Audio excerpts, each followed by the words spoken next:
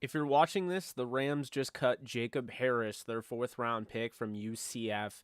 He's a guy that I compared to Calvin Johnson. Not saying he would have been Calvin Johnson, and not saying he can't become Calvin Johnson, as weird as that sounds, but basically his athletic profile was that of Calvin Johnson. Be sure to subscribe, like, and comment if you enjoy this video. This is a quick video. I'm live just to get this thing out there, just like the Kendall Blanton news.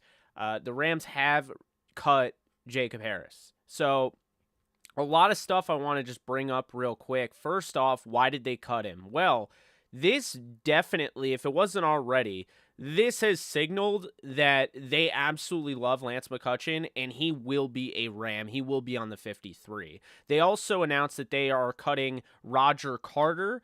So because of that, there's literally going to be two tight ends on the roster. Does open up, the possibility maybe Kendall Blanton comes back. He was cut earlier today by the Washington Commanders. But here's the deal, okay? Jacob Harris suffered a torn ACL last year, was really good in special teams, and just has the measurables of Calvin Johnson where, you ooh and you ah. But what it really came down to is he didn't really produce much. Wasn't very good in preseason, didn't really show up in the red zone. It was Lance McCutcheon's show, and I think the Rams expected a bigger step for him to take. Keep in mind, this guy was playing soccer not long ago. He's pretty new to the sport, and so because of that, I do think you kind of have to give him a little bit of a break there. Will he get back on the practice squad? I don't know, but I do know the Rams want him back on the practice squad. Make no mistake about it. They like him a lot. They just could not justify keeping him on the 53-man roster. And the first thing I'll say is this. If he comes back on the practice squad, there's no reason why this guy can't work, get coached up. He missed almost all of last year because of the injuries, so now he can finally get worked on the side and really get coached up and really turn himself into a quality wide receiver in this league. But the other thing here to remember is it's not just Jacob Harris. Keep in mind, and this is very important, when it comes to this Rams team, they are getting better and better and better. And so every year, gone are the days where the Rams had to keep a player just because of draft status. Gone are those days. They simply will not keep a player just because they drafted him. And this proves it. They drafted this guy last year in the 4th round. He was one of 3 receivers they drafted. They drafted him 3 rounds higher than Ben Skoranek, who's going to make this roster.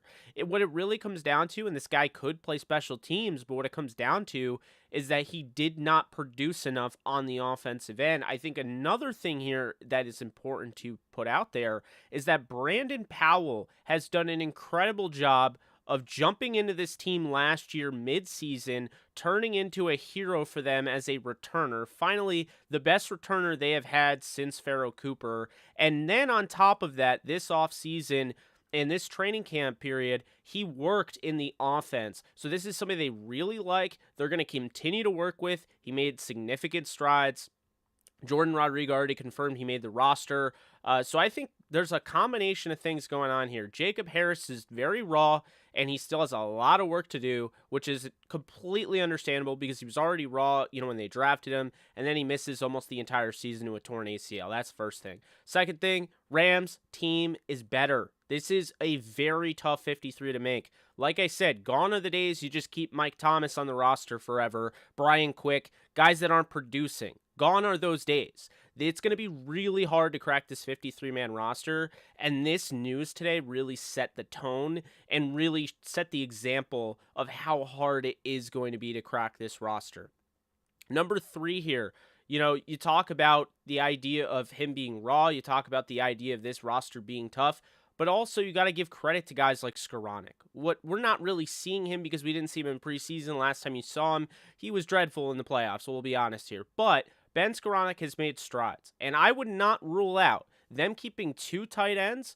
Kind of leads me to believe that Ben Skoranek, with the bigger body and his ability to block, could be utilized as that 3rd tight end. Now, interestingly enough, there are tight ends that have been released. O.J. Howard has been cut. There are other guys. Dalton Keene really interests me from the New England Patriots, and the Saints cut Chris Herndon. I'm not saying the Rams will go out and get those guys. I'm not saying they'll go out and get Blanton either, but there are options, and there's definitely plenty of talent. There's definitely plenty of talent out there at the tight end position should they want to go out and grab somebody. But that's not really the name of this video. The whole point of this video was to put it out there. Jacob Harris has been cut, and my thoughts essentially are that I understand the move. It sucks. I really would have liked to see him make this 53. I think they definitely could have kept 8, but they decided not to, and I can't hate him for it.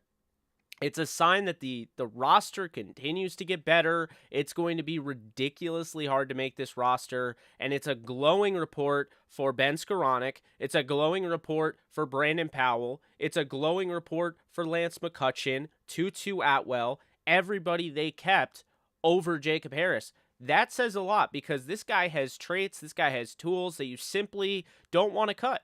And there's a very good chance that he does make it through waivers. I think the only team that you have to worry about claiming him is probably the Minnesota Vikings. If I'm being real here, with the Kevin O'Connell connection, the Minnesota Vikings are the only team.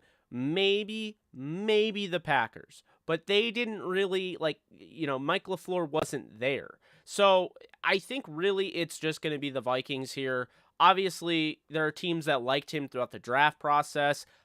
If you remember, though, I thought they drafted him way too early. I had him as a 6th-round grade because he was very raw. But obviously the traits are there. And while this team is very much win now and trying to win now, they're not going to steer away from adding talent and keeping talent that's young.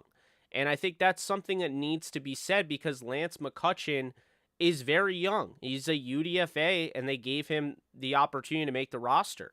Just because this team continues to get better doesn't mean you don't have a chance to make the roster as a UDFA or a young player, but it does add more to what can you do for me now than what can you do for me later on.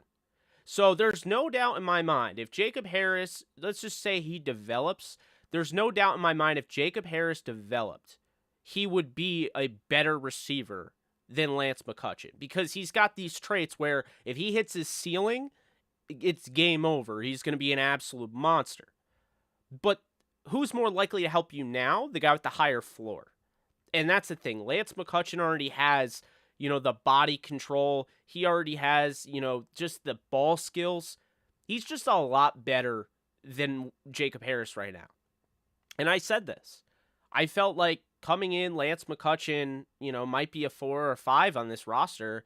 And I think this kind of signs off on that notion. Now, we'll see how much time Lance McCutcheon does get in the regular season, but I think this definitely confirms that he's going to make the 53. We already know Brandon Powell made the 53. In addition to that, Jonah Williams also made the 53, according to Jordan Rodriguez. They're going to keep him.